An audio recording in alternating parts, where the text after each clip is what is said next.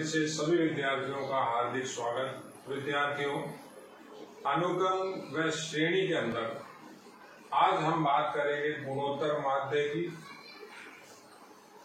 हमने इससे पहले समानांतर माध्य पढ़ा था।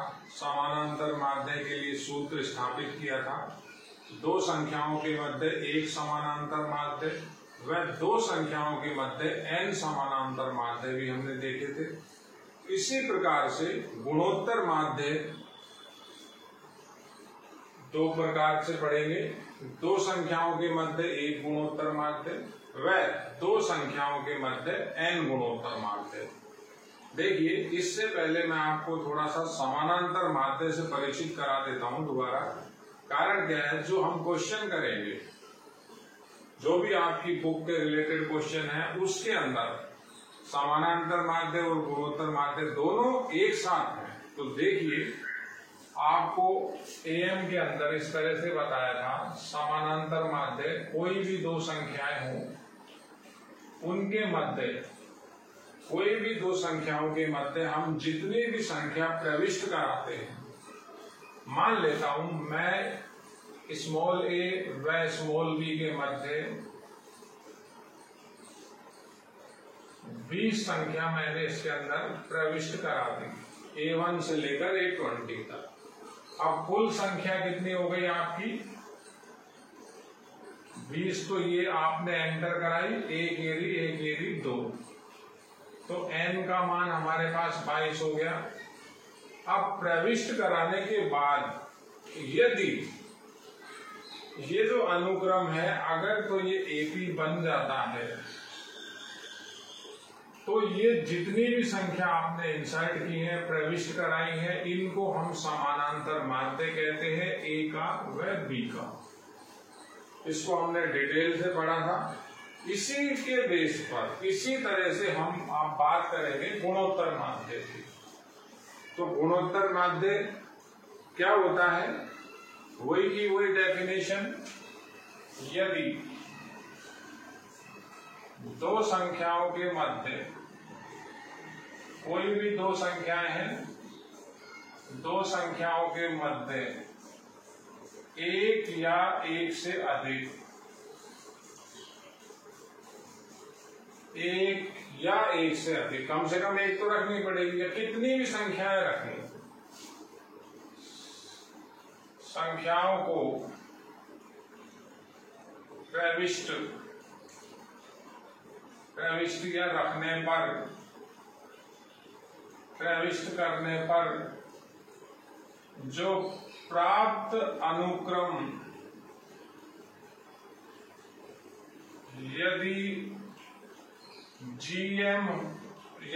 GP हो, गुणोत्तर श्रेणी आ जाना चाहिए। गुणोत्तर श्रेणी अगर आ जाता है, GP हो, तो सभी प्रविष्ट संख्याएं, सभी की सभी प्रविष्ट संख्याएं GM कहलाती हैं। इन सबको हम GM कहते हैं। जितनी भी आप संख्याएं रखोगे वो GM बन जाए। देखिए, समझिए बेटा, 3 है, 27 है, दो संख्याएं हैं, इनके मध्य अब गुंजाइश है, मैंने एक संख्या रख दी 9, तो 9 रखने से एक रखी, जितनी भी रखे, रखने के बाद जो अनुक्रम बने, अगर तो वो GP है, तो जो संख्याएं आपने रखी हैं उनको हम GM कहते हैं। तो ये GP क्यों है? 9/3 बराबर 3, 27/9 बराबर 3। ये 3 का मतलब क्या हुआ? ये 3 का मतलब हुआ 8। GP में भाग लगता है। तो यही परिभाषा मैंने आपको, सेम यही परिभाषा समानांतर माध्य में लिखी थी। समझिए बेटा, परिभाषा का महत्व इतना नहीं है जितना आप जब उसको गणित के अंदर इम्प्लीमेंट में लाएंगे, उसको काम में लेंगे। देखिए, तो ये तो एक सिंपल सी डेफिनेशन है। दो संख्याओं के मध्य एक या एक से अधिक संख्या अगर रखते हैं रखने के बाद जो सीक्वेंस आता है, अगर वो जीपी है तो जितनी भी संख्याएं रखोगे वो जीएम कहलाएंगी। किसकी? पहली की और अंतिम की, 3 की और 27 का जीएम कौन हो गया? 9। अब देखते हैं किसकी थ्योरी समझिए। मैं आपको इसमें डेरिवेशन के साथ थ्योरी बताऊंगा, बहुत काम की है ये। देखिए, पहले हम बात करते हैं दो संख्याओं के मध्य, दो संख्याओं के मध्य एक समानांतर माध्य। कोई भी दो संख्याएं हो आपके पास, उनके मध्य एक समानांतर माध्य कैसे निकाला जाता है? लिख रहा हूं। माना दो संख्याओं ए व बी के मध्य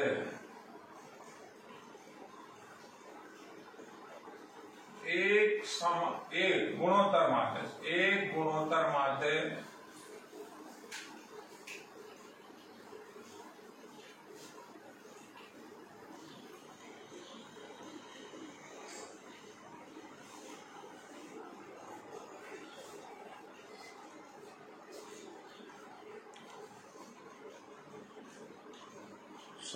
खराब हो गया। 11th मैथ में सभी विद्यार्थियों का हार्दिक स्वागत है। विद्यार्थियों, अनुक्रम व श्रेणी के अंदर आज हम बात करेंगे गुणोत्तर माध्य की, जीएम की। जिस तरह से मैंने आपको समानांतर माध्य बताया था, वही का वही बेस, वही की वही थ्योरी हमारी गुणोत्तर माध्य में लगती है। समानांतर माध्य के अंदर हमने ये बताया था, यदि दो संख्याओं के मध्य आप जितनी भी संख्याएं रख रहे हो, रखने से जो अनुक्रम है, अगर तो वो एपी बनता है, समानांतर श्रेणी बनती है, तो जितनी संख्याएं आपने रखी वो सब की सब क्या हो जाती है? एएम हो जाती है, समानांतर माध्य। इसी प्रकार इसकी थ्योरी है। आपके पास यदि कोई भी दो संख्याएं हैं, देखिए समझिए, आपके पास कोई भी दो संख्याएं, मान लेते ए है और बी है। अब इन दो संख्याओं के मध्य आप कितनी भी संख्याएं इंसर्ट करिए, प्रविष्ट कीजिए। मान लेते हैं आपने यहां पर 1, 2, 3 और 4 संख्याएं रख दी। आपने यहां 4 संख्याएं रख दी। रखने के बाद ये जो अनुक्रम है, अगर ये जीपी है, गुणोत्तर श्रेणी है, तो ये जो संख्याएं आपने रखी हैं, ये जो भी आपने संख्याएं रखी हैं, इनको हम जीएम कहते हैं, गुणोत्तर माध्य कहते हैं। किसका? ए का और बी का। फॉर एग्जाम्पल, जैसे 2 है, 2 के आगे मैं अगर गुणोत्तर श्रेणी लिखता हूं, पहले रिवर्स तरीके से समझाता हूं। 2 के बाद लिखा 4, 8, 16, 32 और 64। देखिए, ये दो संख्याएं थी मेरे पास, यूं मान लेते मेरे पास ये दो संख्याएं थी, इनके मध्य मैंने 4 संख्याएं रखी, G1, G2, G3, G4। ये 4 संख्याएं, पहली, दूसरी, तीसरी, चौथी। रखने के बाद ये जो अनुक्रम है, ये जो आपका अनुक्रम बना, ये आपका गुणोत्तर श्रेणी है, जीपी है। जीपी क्यों है? भाग देके देखें, आर का मान कितना आ रहा है? आर बराबर 2 आ रहा है। ये डिवाइड किया, ये डिवाइड किया, ये डिवाइड किया, डिवाइडेशन से आर का मान 2 समझ में आ रहा है, तो जीपी हो गई। तो जो ये संख्याएं आपने रखी हैं, इनको हम क्या बोलते हैं? जीएम बोलते हैं। किसका जीएम? पहली का और अंतिम का। ये सेम बात हमने करी थी समानांतर माध्य के अंदर। एएम और जीएम दोनों आपको एक साथ समझने पड़ेंगे, क्योंकि क्वेश्चन के अंदर एक ही सवाल में एएम और उसी सवाल में जीएम हम उपयोग में लेंगे। अब इसकी थ्योरी कैसे समझेंगे, वही का वही बेस पैटर्न है, उसी तरह से आपको देखना है। देखिए बेटा क्या बात बताता हूं मैं, देखिए आप समझिए। वहां बताया था जैसा यहां दो संख्याओं के मध्य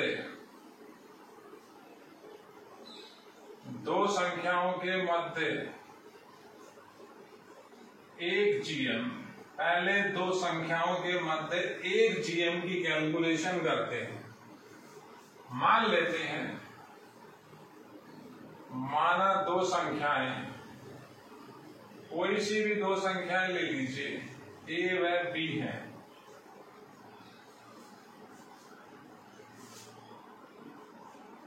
जिनके मध्य एक जीएम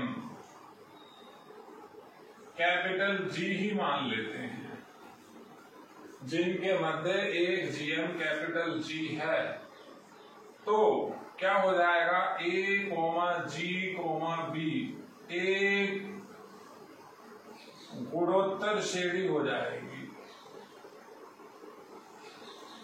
अगर तो ये गुणोत्तर श्रेणी है तो ए और बी के बीच जो कुछ भी लिखा हुआ है वो जीएम है, किसका, ए और बी का। तो ये गुणोत्तर श्रेणी हो गई।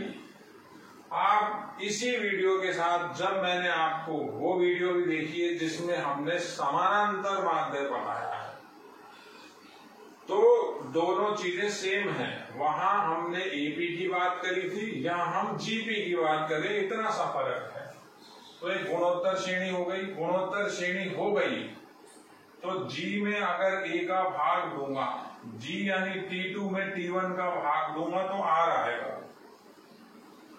और बी में अगर मैं फिर जी का भाग दूंगा, देखिए दूसरे में पहले का भाग आर, तीसरे में दूसरे का भाग तो आर, तो दोनों बराबर जी बटा ए बराबर हो गया बी बटा जी।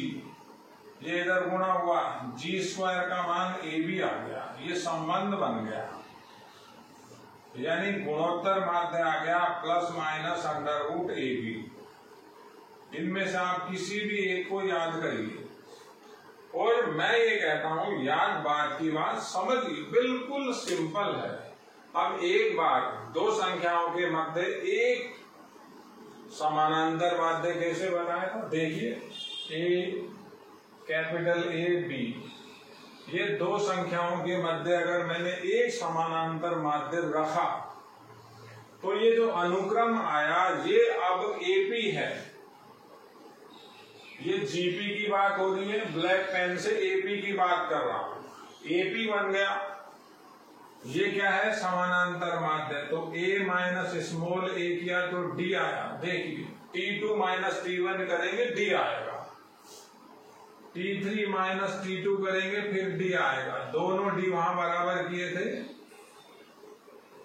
दोनों डी बराबर किए थे। ये आया था 2a बराबर, ये कैपिटल ए इधर चला गया, 2a हो गया a प्लस बी।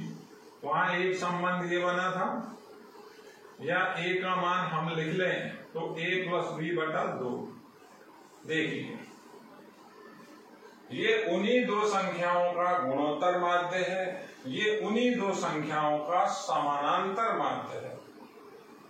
आपको अगर कोई भी दो संख्याएं देता है, कोई सी भी दो संख्याएं एक्स वाई जेड, कोई भी दो संख्या, कहता है एम लिखिए, आपको मान लेते हैं दो संख्याएं दे दी। दो संख्याएं कौन सी दे दी, R1 व R2। तो कहता है इनका एम लिखिए, दो संख्याओं का समानांतर माध्य, एक समानांतर माध्य। तो इनका जो समानांतर माध्य होगा, इनका समानांतर माध्य बराबर हो जाएगा R1 प्लस R2 बटा 2। और इन्हीं का अगर आपसे कहता है गुणोत्तर माध्य लिखिए, इन्हीं संख्याओं का अगर गुणोत्तर माध्य बोलता है, तो गुणोत्तर माध्य अभी निकाला, ये रहा, प्लस माइनस अंडर रूट आएगा, पहली संख्या दूसरी संख्या। देखिए अब चाहे तो आप इसको याद कर लीजिए, जी का मान निकालना है तो प्लस माइनस अंडर रूट। देखिए अब इसको थोड़ा सा इम्प्लीमेंट में लाते हैं। इम्प्लीमेंट का मतलब होता है ये चीजें काम कैसे करती हैं। ये आपके लिए एक फॉर्मूले का भी काम करेगा। अब इनका इम्प्लीमेंट कैसे ये काम करेगा, एक समानांतर माध्य किस तरह से काम करता है, पहले थोड़ा सा इसको समझते हैं, और एक गुणोत्तर माध्य किस तरह से काम करता है उसको हम आप एक बार समझें। देखिए ऐसा लिखा हुआ है PQR AP है, PQR AP है, तो यहां Q क्या हो गया, समानांतर माध्य हो गया, AM हो गया, किसका, दो संख्याओं का। कौन सी दो संख्याओं का, P और R का। तो इसको हम क्या बोलेंगे, AM। तो ये Q का मान कितना होगा, P प्लस R बटा 2, या ऐसा भी लिख सकता हूं 2Q बराबर P प्लस R। देखिए अब यही की यही बात ऐसे कह रहा है। दूसरी बात PQR GP है, अब ये GP बता रहा है, तो P और R का गुणोत्तर माध्य Q है, तो Q का मान आएगा plus minus under root PQ। Hindi में समझिए, अगर आपको दो संख्याओं का समानांतर माध्य निकालना है तो दोनों को जोड़ के 2 का भाग दे दो। अगर आपको दो संख्याओं का गुणोत्तर माध्य निकालना है तो दोनों को गुणा करके वर्गमूल ले लो, वर्गमूल प्लस माइनस के साथ। क्लियर बिल्कुल बात। देखिए हम काम क्या लेते हैं, हम ये काम लेते हैं कि Q² बराबर PR। होगा क्या, भाषा कहेगा तो मैं ये लिख दूंगा, यहां ये भाषा कहीं मेरे पास आ गई तो मैं ये लिख दूंगा, भाषा से समीकरण बना दूंगा।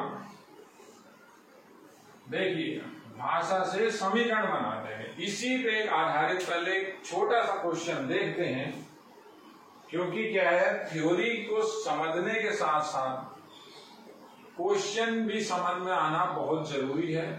देखिए एक क्वेश्चन करते हैं, इसी के बेस पर एक क्वेश्चन समझिए आप।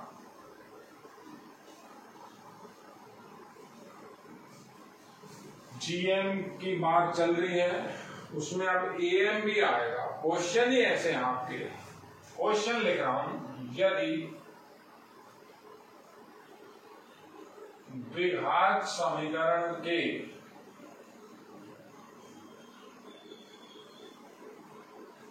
मूलों, कोई द्विघात समीकरण दे रखी है, उसके मूल कितने होते हैं, 2।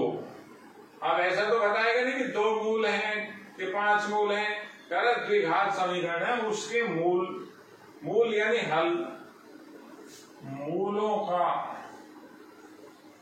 AM व GM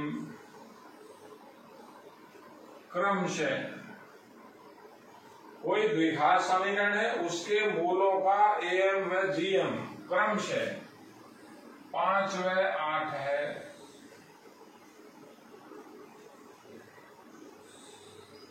तो वो समीकरण ज्ञात कीजिए।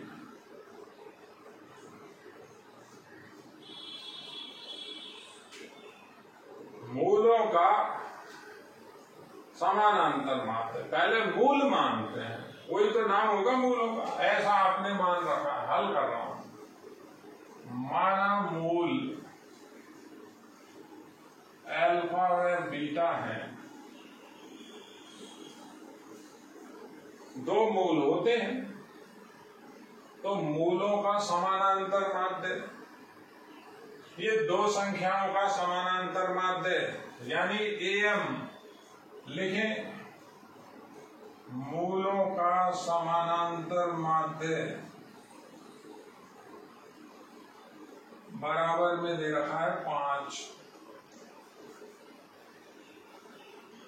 अब समानांतर माध्य क्या ये नहीं हो जाएगा क्या? अल्फा प्लस बीटा बटा 2 बराबर 5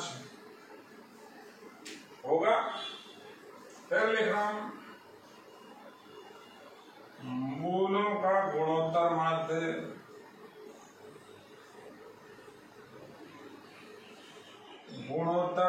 है 8।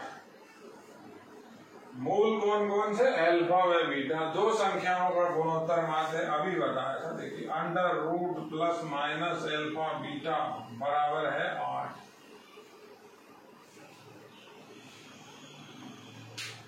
क्लियर है बात? ये आपको नंबर ये दे रहा है एक तरह से, एक ये दे रहा है। अब द्विघात समीकरण कैसे लिखते हैं? आपको अगर मूल मालूम है, अगर हमें मूल पता है, तो द्विघात समीकरण लिखेंगे कैसे? एक्स स्क्वायर माइनस एक्स मूलों का योग प्लस गुणनफल बराबर 0। मूलों का ही योग, ये सूत्र है आपका, बेस फॉर्मूला है 10th के अंदर। तो यहां हम क्या लिखें? एक्स स्क्वायर माइनस एक्स, मूलों का योग तो अल्फा प्लस बीटा है और गुणनफल अल्फा गुणा बीटा है, ये सूत्र होता है। अगर कोई द्विघात समीकरण है जिसके मूल ये हैं तो ये सूत्र है। अब यहां मान रख दीजिए सिंपल, इससे अल्फा प्लस बीटा आ जाएगा, कितना आ जाएगा? 10। देख लीजिए, 2 उधर चला गया, इसका वर्ग कर दें, दोनों तरफ वर्ग कर दें तो अल्फा बीटा की वैल्यू 64 आ जाएगी। ये दोनों मान यहां ले जाइए, x square minus 10x plus का अल्फा गुणा बीटा 64 बराबर 0। ये आंसर हो गया। इस तरह से आपको क्वेश्चन वहां छोटे क्वेश्चन करने हैं। मैंने अभी बात करी है गुणोत्तर माध्य, दो संख्याओं के मध्य एक गुणोत्तर माध्य। एक गुणोत्तर माध्य हो चाहे 50 हो चाहे 1000 हो, थ्योरी तो वही है। थ्योरी क्या बताई? जब दो संख्याओं के बीच जितनी भी संख्याएं आप रखोगे, अगर अनुक्रम आपका जीपी बन जाता है तो रखने वाली संख्याओं को हम जीएम कहते हैं, गुणोत्तर माध्य कहते हैं। अब एन गुणोत्तर माध्य निकालते हैं। एक बार एन गुणोत्तर माध्य,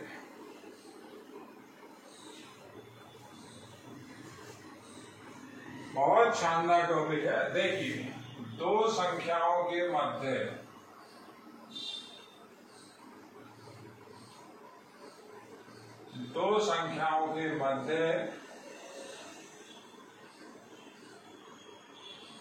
एन गुणोत्तर माध्य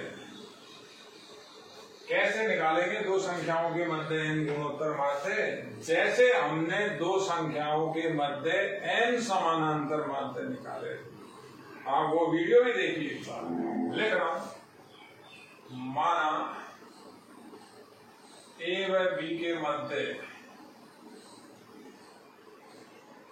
एन जीएम एन गुणोत्तर माध्य। अब नाम कुछ भी लिखिए, ऐसा नाम लिख रहा हूं, G1, G2, G3 up to so on Gn है। एन गुणोत्तर माध्य हो गए 1 से लेकर एन तक। तो ये गुणोत्तर माध्य हैं। अगर अब इनको ए और बी के बीच रखेंगे तो वो जो अनुक्रम बनेगा वो आपका जीपी बन जाएगा। तो क्या हो गया, ए G1, G2, G3, G4, Gn-1, Gn और B एक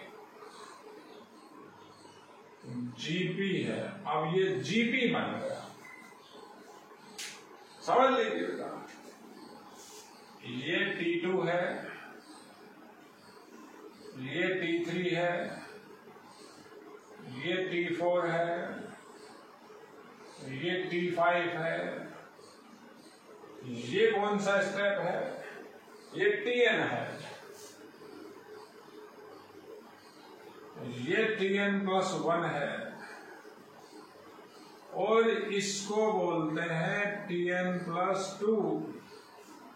ये था T1। कैसे समझा, यहां से लेकर यहां तक n पद हैं। कितने स्टेप हैं यहां से लेकर यहां तक, n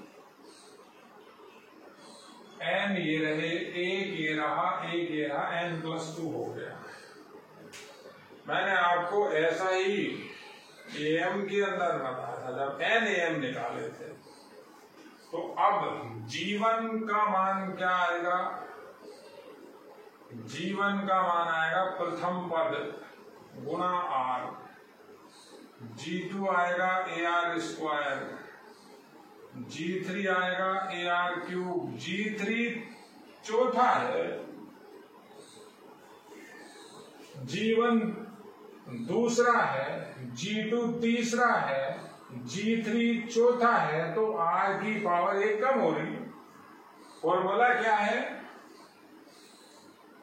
हम कैसे लिखते हैं इसको, R की घात 1 बढ़ती रहती है, गुणोत्तर श्रेणी का फायदा है। ऐसे ही G4 पांचवा स्टेप आएगा, यानी ये T5 का मान है। तो मुझे T5 से क्या लेना देना, मुझे तो चौथा समानांतर माध्य लिखना है। तो पांचवा पद हो गया, पहला दूसरा तीसरा चौथा पांचवा। तो पांचवे का सूत्र होता है AR की पावर 4। ऐसे ही चलता रहेगा। ऐसे ही जो Gn-1 होगा वो AR की पावर n-1 होगा। कौन सा हो गया, ये Tn हो गया। और लास्ट में Gn लिखेंगे तो AR की पावर n हो जाएगा। ये सारे के सारे आपके क्या आ गए, गुणोत्तर माध्य। अब यहां R का मान रखना है, वहां हमने D का मान रखा था। तो R का मान कैसे रखेंगे, अब हम सूत्र लगाएंगे। देखिए ये अंतिम पद है, Tn+2 है, अंतिम पद, पदों की संख्या n+2 है। तो लिखा, सूत्र था क्या इसका, Tn का सूत्र एक बार लिख देता हूं। Tn बराबर AR की पावर n-1 होता है व्यापक पद का सूत्र। किसके अंदर, Gp के अंदर। तो अंतिम पद हो गया B बराबर प्रथम पद A R। अब पदों की संख्या कितनी है, n+2। तो n की जगह n+2 आएगा, R की पावर n+2 और -1, ये सूत्र है। यही आपको Tn का सूत्र ऐसे समझना है। A का भाग R का मान निकालना, A का भाग दे दिया, R की पावर हो गई n+1।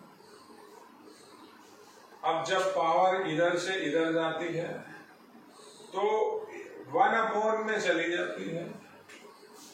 तो R का मान क्या आ जाएगा, B/A की होल पावर 1/n+1। ये R का मान है। एक भी सूत्र को किसी भी तरीके से याद नहीं करना। ये जब सवाल आएगा हम ये बना लेंगे, आपको थ्योरी समझ रही है बेटा, खाली याद कुछ भी नहीं करना, केवल TN/SN के सूत्र देखने। यही R का जो मान है, यही मान एक बार यहाँ, यही का यही मान एक बार यहाँ, यही का मान यहाँ, यही मान सब में रखने हैं। हम रखेंगे कब? सवाल के अंदर, जब सवाल आएगा ये भी तैयार कर।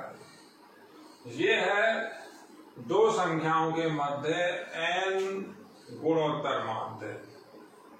देखिए बेटा, अगर तो आपकी जो बुक है इसमें इसके ऊपर कोई क्वेश्चन नहीं हुआ तो मैं आपको बाहर से भी क्वेश्चन कराऊंगा।